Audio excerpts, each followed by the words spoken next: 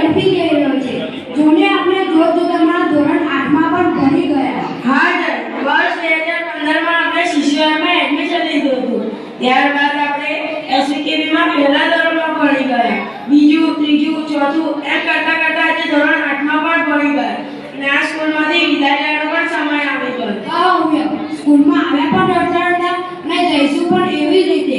અહીંયાથી આપણે ઘણી સારી બાબતો શીખીને જઈ રહ્યા છીએ, જેમ કે શિસ્ત, સંસ્કાર, સારા વિચારો, ક્રિએટિવિટી ને બીજું ઘણું બધું. અહીંયાના દરેક શિક્ષકે આપણને દરેક વિષય ખૂબ જ સારી રીતે ભણાવ્યા છે, જેમ કે Neela madam, Alpa madam, Bharti madam, Kesha madam, Sheetal madam, જેમના હાથ નીચે આપણે 1 થી 5 ધોરણ ભણી ગયા. આ દરેક શિક્ષક અને અહીંયાનું ભણતર આપણને હંમેશા માટે યાદ રહેશે. હા જયદીપ સરનું હિન્દી ભણાવવું, તો ચિંતન સરનું સંસ્કૃત ભણાવવું, પાયલ મેડમ અને પ્રતીક્ષા મેડમનું ગણિત ભણાવવું, તો અલ્પા મેડમનું ગુજરાતી અને પૂનમ મેડમનું સામાજિક વિજ્ઞાન ભણાવવું. Yes and English teaching Payal ma'am and Kinjal ma'am. અને જો પીટીનો